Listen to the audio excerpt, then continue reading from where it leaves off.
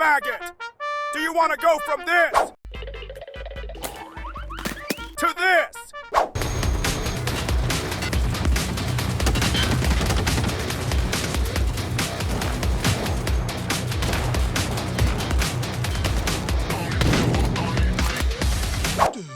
Well, look no further, 'cause you're in the right place. Too easy. In this series, you'll be trained to become the hardest, the baddest, the most feared soldier Tarkov has ever seen. You will crawl, you will sweat, and you will most definitely bleed. Now stop crying and get in line, Timmy. Class is in session. The Tarkov teacher is about to begin. Episode 6, the health system. Ah yes, the Tarkov health system, where becoming a nugget and stitching your limbs back on in a dirty dorm's bathroom just makes sense. In this episode, we shall learn everything one must know in order to become a licensed Tarkovian doctor. Going over the health system basics, your body parts and what happens when you lose them, temporary status effects that you probably have the misfortune to meet, the healing items and their differences, and even some tips from me, a man that became a nugget dozens of times and somehow survived to tell the tale. So let's begin with the basics. This is your PMC health. It's 440 at max. It's combined from 7 different limbs, 2 legs, 2 arms, a stomach, a thorax and a head. Getting your health to 0 will get you unalived. But also getting your head to 0 or your thorax to 0 would also get you unalived, although you might have not lost all your HP points. And damage is taken according to where damage is dealt, meaning if you're shot in the leg, you'll get damage taking off the leg limb. So in order to raise your HP back up, you must tend to the limb that got the damage. Moving down here, we got the energy meter and the hydration meter. And as you might have guessed it, hydration comes from beverages and energy comes from foods. And getting to 0 on the hydration will get you dehydrated, and getting to 0 on the energy meter will get you fatigued, which won't be very good on your PMC. And we'll talk about it later. Now above the energy and above the hydration, we have 2 unimplemented features, which might come on full release. The radiation meter and the biohazard meter. Also down below here we have the blood pressure meter. It also is not implemented at the beta state of the game. But above the blood pressure, we have the temperature of your PMC. This is only relevant to thermal sites. The higher your body temperature is, the easier you are to spot in a thermal device. And also vice versa. The lower your temperature is, the harder it is to spot you with a thermal device. And before we jump into healing, let me show you an important setting you must set. Now in your game settings over here, there's health condition. I always suggest to either set it to auto hide or always shown. This basically means you have the dude top left of the corner showing your body condition at the moment. If it's going to be set to always hidden, even if you are shot, bleeding, got any fractures, you won't see it unless you go into your health menu over here. I usually run it on auto hide because when I don't need to see that I have an injury, I just don't want to see him at all. So right now, as you can see, you cannot see the little man, but if I run and jump and get my legs blacked or damage to my legs, he will suddenly appear. And every time I'm gonna get damage from the bleed, he's also gonna appear and then disappear. Appearing on damage and then disappearing. Another setting we got is health color scheme. You can either have it on monochrome, which will look like so. There's only gonna be shades of either red or black. When the limb is full HP, it's gonna be gray. When the limb is destroyed, it's going to be black, and then depending on the health the limb has, it's going to be a different shade of red. The darker the red is, the less HP it has. Or you can run it on polychrome, which will give you a more detailed coloring depending on the HP the limbs have. And it's going to be somewhat similar to the colors that you have in your health menu. Also, when the limb is at full health, instead of being gray, it's going to be green. As you can see right now, I'm healing my limbs, and the colors change to green. Now the last setting I want to talk about is continuous medkit healing. As I said in Tarkov, your limbs are your HP. The medkits are healing limb by limb to accumulate your HP back to max. If this is set to disabled, you'll have to use the medkit each time manually for one limb. If this is set to enabled, every time you use a medkit, it's gonna auto heal the next limb as well. And then you won't have to always manually use. It will just heal you up to the max limb by limb.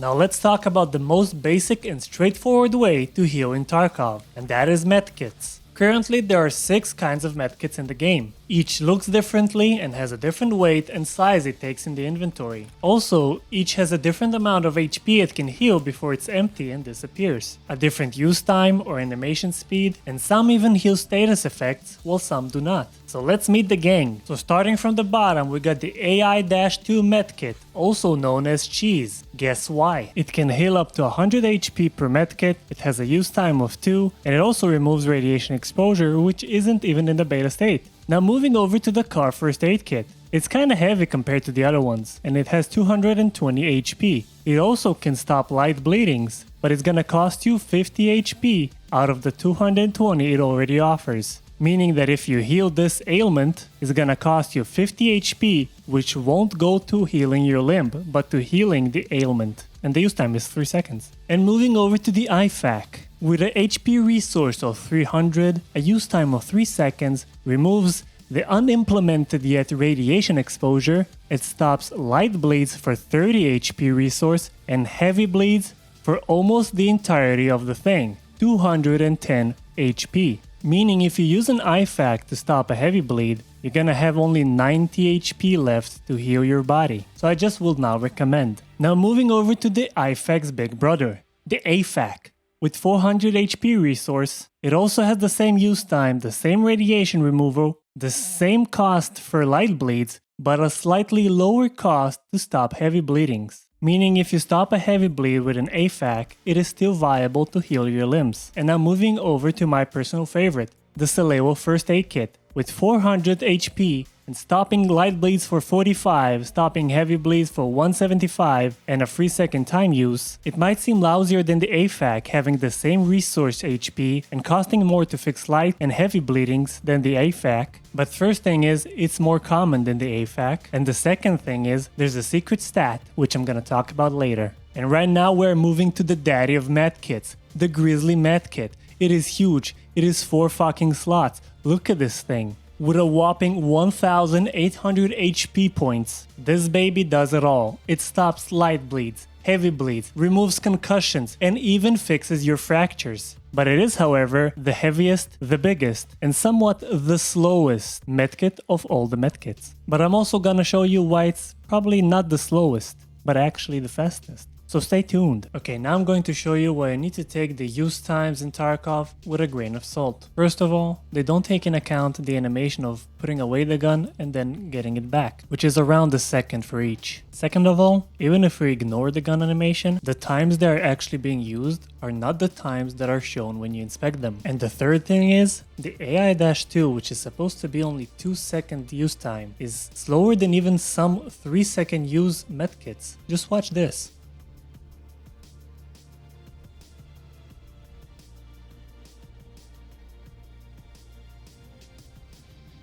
And the amount of healing done by the medkit does not change the use time, as I'm gonna showcase here using these 2 cheeses to heal these 2 arms.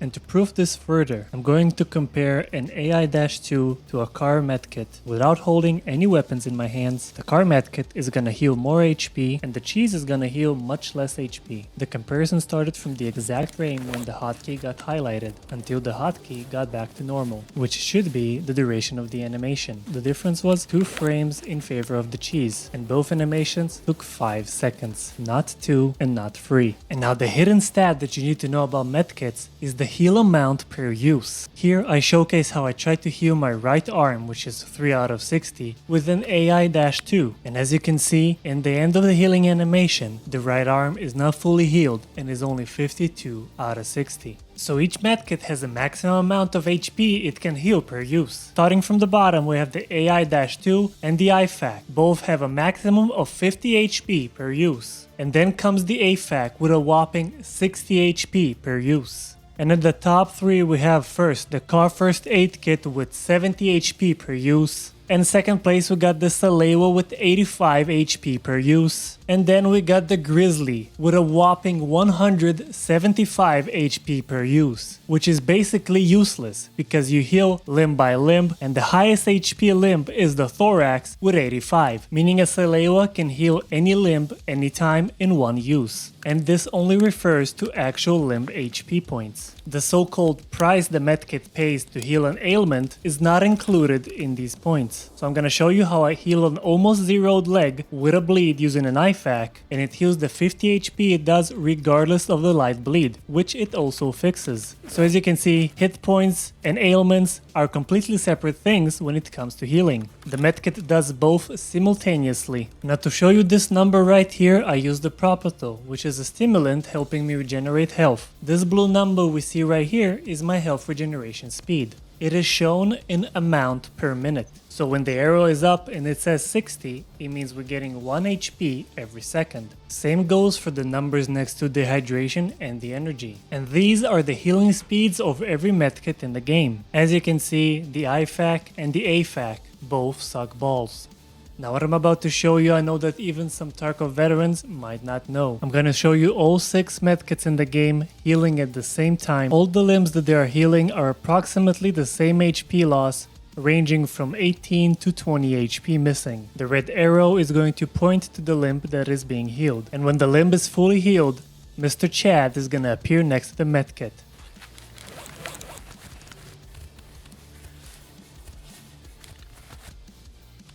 I do suggest you watch it over again at a lower playback speed. And if you did, you might have noticed the following thing. All medkits started healing the limb at exactly the same time. You also might have noticed that the Cheese, Salewa, and Grizzly are very fast healers, since they're the first to show Mr. Chad. But the most important take out of this is that you probably finished healing your limb before the animation even stopped. Which brings me to the next important section about medkits, canceling the animation. While using any item in the game, and that includes medical items, you can press left click or right click to cancel the use. It is usually used when somebody is coming next to you and you want to have your gun ready, but it is also used by experienced players to shorten the healing animation times. The best way to do it is to track your PMC health condition while doing the healing animation, and when you see that the limb is fully healed, just cancel the animation. It's important to note that if you want to use a medkit to get rid of a temporary status effect like a bleed or a fracture, you must play the entire animation of the medkit. Any animation cancellation will not fix the temporary effect. And now I think it's time to talk about temporary status effects. A light bleeding can be caused by getting struck by a bullet, falling from great height, somebody attacked you with a melee, grenade shrapnel, and also that time of the month. A light bleeding will cause you to lose 0.8 HP in every non-destroyed limb every 6 seconds, or 8 HP every minute. And it also drains 5 energy per minute, on top of the energy that you drain naturally. The 2 non-medkit items to fix light bleedings are the aseptic bandage and the army bandage. The only difference being is that the army bandage has 2 uses in one item. And apart from them, every single medkit but the cheese can fix a light bleeding. That is exactly why I would never take a bandage in raid, unless you start with the cheese and use only the cheese. Now moving over to the heavy bleeding. It is caused by getting struck by a bullet, nothing else. Different bullets have different chances of causing a light or a heavy bleed, so not all bullets will cause you to bleed. In any case, a heavy bleed is going to cost you 0.9 HP loss in every non-destroyed body part every 4 seconds, which is basically 13.5 per minute per limb which isn't destroyed, and it drains an extra 6 energy per minute. And there's also a visible indicator that you have a heavy bleed because there's a trail of blood splatters behind you. The 3 non-medkit items to heal a heavy bleed are the S-March Tourniquet, the CAT Tourniquet, and the Caloc-B Hemostatic Applicator, with the S-March Tourniquet being the slowest, while the CAT and the Caloc both are 3 seconds use time, and the only difference is that the Caloc has 3 uses per item. And beside them, all medkits but the car medkit and the cheese can heal a heavy bleed. Treating a heavy bleed in any way you choose will cause it to become a fresh wound. A fresh wound is a temporary status effect that can only be acquired by treating a heavy bleeding, causing the affected body part to have have a guaranteed heavy bleed if it takes major damage, but also sprinting and jumping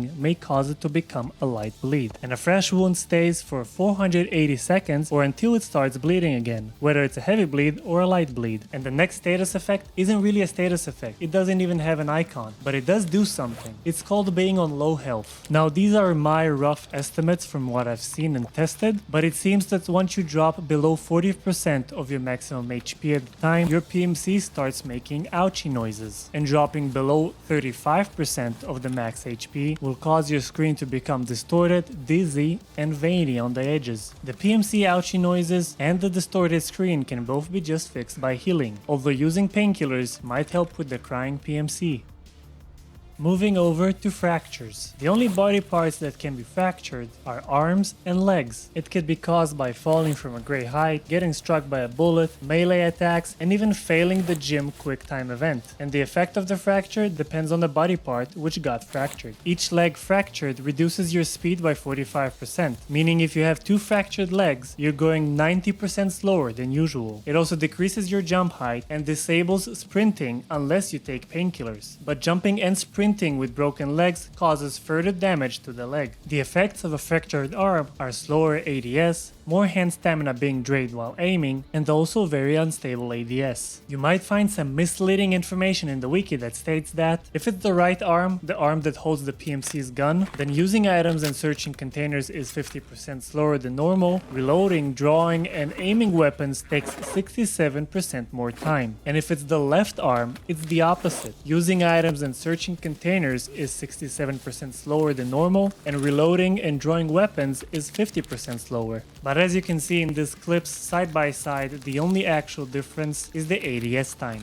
Having a fractured limb causes a pain effect. The pain status effect causes your screen to become blurry and pulsating around the edges. And having the pain effect for 45 seconds without treating it causes hands tremor, also known as just tremor, which causes your hands to shake and your ADS becomes even more unstable. Tremor can also be caused as a side effect of certain stimulants or provisions. Its effects can be negated with using painkillers. However, the tremor effect will still stay. If you have a fracture, it will stay until you fix the fracture, disappearing only after fixing. And if it's caused by a stimulant or provision, it's gonna stay for the duration it mentioned. Also, the pain status effect can be caused by several other instances, such as taking damage to a certain area. So now let's go back to fractures. How do you actually fix a fracture? Well, it's not that different from healing a light bleed or a heavy bleed. Either using a specific item that is purposed to heal fractures, or a medkit that allows it. The 2 fracture fixing specific items are the aluminum or aluminium, depending where you're from, splint, and the immobilizing splint. And the only medkit that can fix a fracture is the grizzly. A fracture can even be fixed by a Surf 12 field surgery kit, which is usually used to fix destroyed limbs. Unlike regular HP healing or fixing bleeds, while fixing a fracture you cannot move until you finish. So keep that in mind if you're trying to fix it in an uncovered position. It's a good time to mention that if you have multiple status effects on the same limb, if a medkit can fix them, it shall fix all of them at the same time.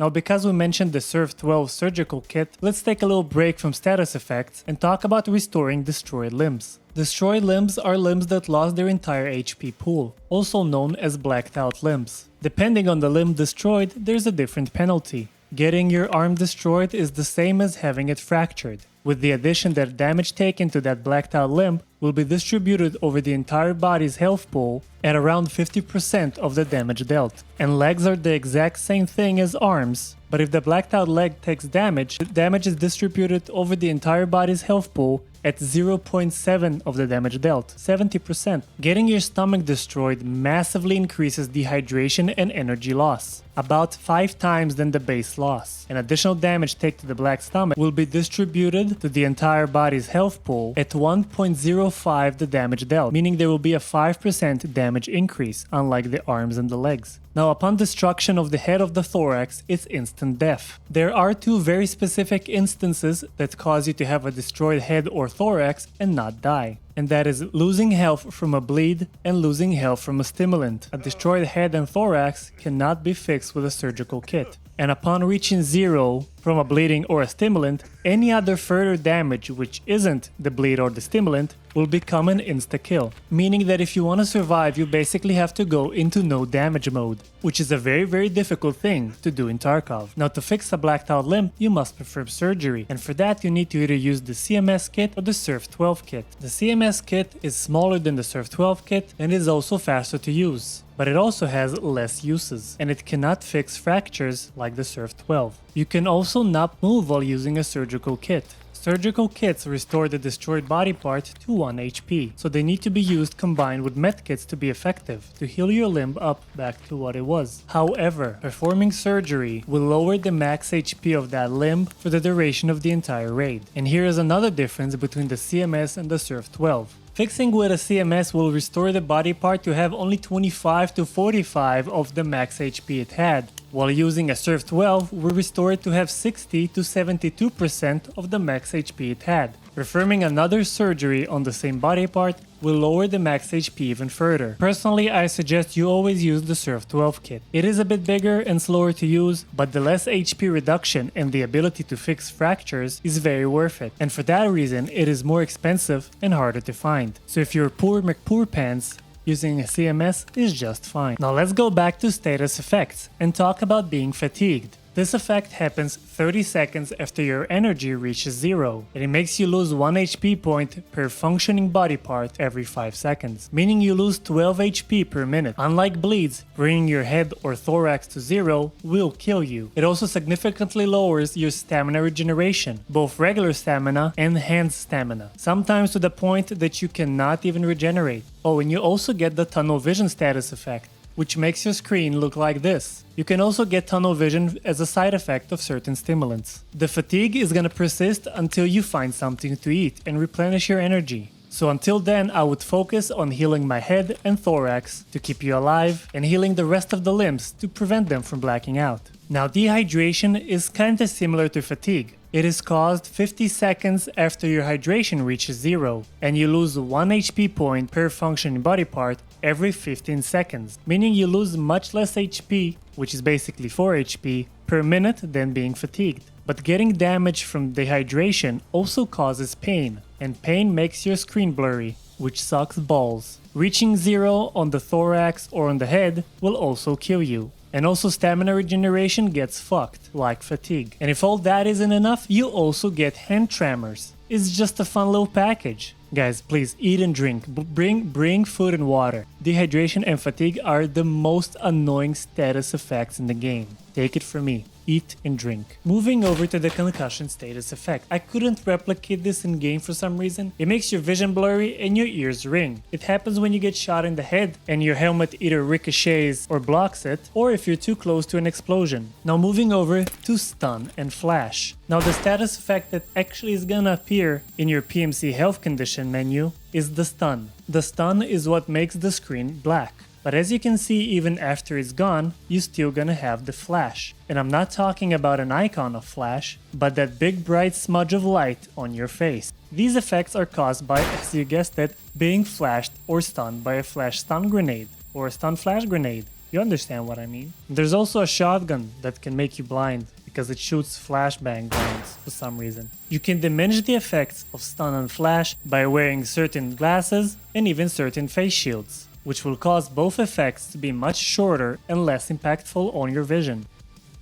Now I also want to breeze through some status effects which don't really need much elaboration. This green symbol is the buff. The red symbol is the debuff. Buffs and debuffs you get from stimulants and provisions. Buffs will usually appear with a blue number with a plus, and debuffs will usually appear as a red number with a minus. You can always hover over the buff and the debuff to know what affects you now. These two symbols are caused by training in the gym. The mild is for the first train of the day, and the severe is for the second training of the day. They do not affect you whatsoever whatsoever in Raid, so we will skip them for now. And the last status effect I want to breeze through is the poisoning status effect, caused by getting struck by a cultist knife, by probably a cultist. These guys are pretty rare and they only appear on certain maps on nighttime. The chances of having this status effect as a new player is pretty low. It deals damage over time and it can only be treated by these two injectors. Now moving over to the overweight status effect. There are two kinds of overweight, a regular overweight and a critical overweight. One is yellow,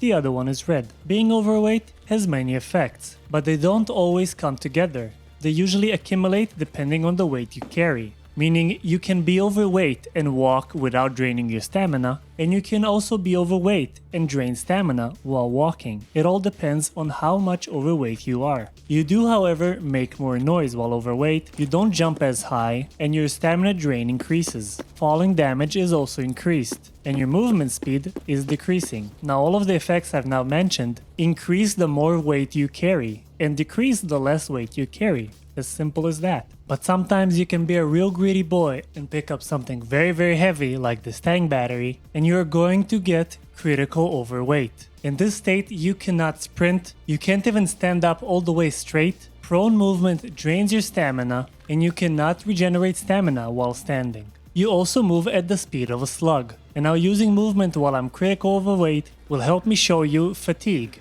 But not the fatigue we talked about, it's a different kind of fatigue. This fatigue status effect appears on your chest instead of on your head, and it is caused by constant use of stamina during critical amount state. Critical amount state is when the stamina bar becomes red, so if you continue juicing yourself where your stamina is red or non-existent, you're gonna get fatigued. What it does is just increase your energy drain. That's about it. You just use more energy. And now for our last status effect. The status effect of being on painkillers. And using painkillers in Tarkov is vital. It is very important, because getting shot in the leg and breaking it or blacking it out will make you limp during a fight. And even suffering from pain from the fracture or pain from dehydration is gonna blur your entire screen. So painkillers basically negate all of that. They remove the pain effect so your screen isn't blurry, they allow you to run and be the same speed as if you don't have a fracture, and the same goes for blacked and fractured arms. I always suggest that if you know that you're going into a fight,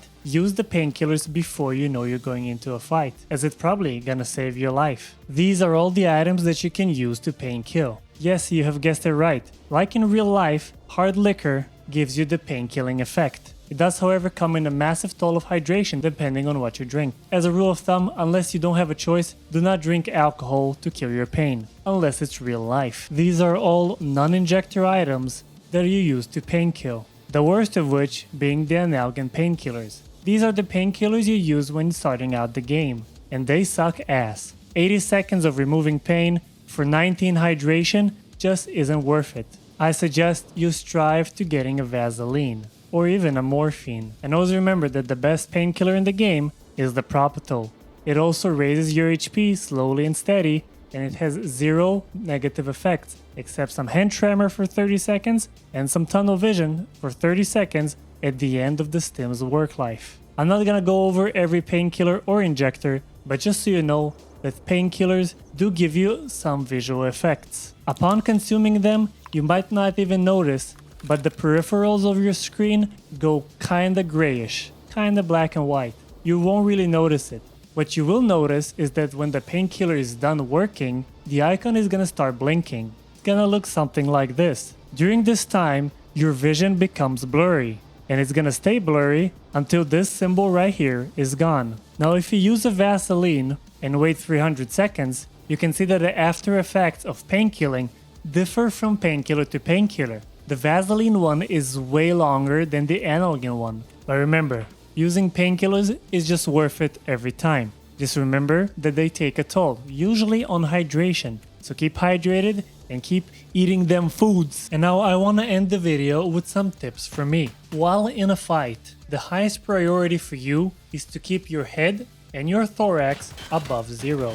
These are your vital parts. Once you lose them, you die. Don't rush to fix heavy and light bleeds. They take a long time to actually kill you. Focus instead on just healing your head and thorax. The easiest way to do it is to hotkey your medkit, and while holding the hotkey for the medkit, use your scroll mouse to choose which part you want to heal. Once you start healing that part, look at your PMC health condition, and when you see that the part is full, cancel the animation. You can even cancel the animation a second and a half before that, but for that you'll have to have some experience and know how long it takes to heal. You treat fractures and black limbs the same way. In under no circumstance I want to see you start CMSing during a fight or fixing a fracture during a fight. You should use painkillers to negate those effects. And if you don't have painkillers to negate the effects, I would grab a more defensive position and then I wouldn't have to run around. Because I can't.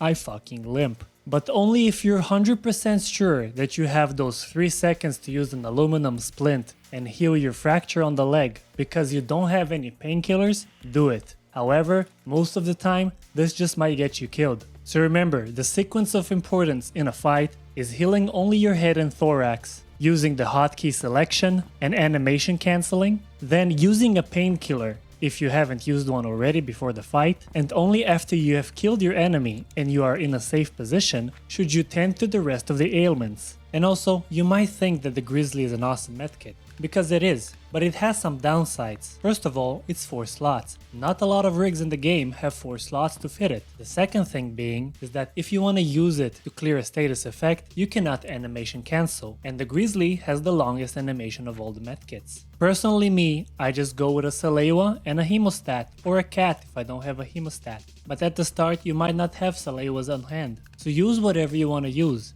Go over the medkit section again and think what is best for you. And now guys, we are done for this video. If you learned something new, and I'm sure if a veteran is watching this, he definitely also learned something new, leave a like and subscribe to the channel. Send this to your friend, send it to your boyfriend, send it to a complete stranger with a picture of your feet attached. And if you have any good healing tips for the new guys and for the not so new guys, leave them in the comments below. I've been Infected One, and have a great whatever time you're having. Peace.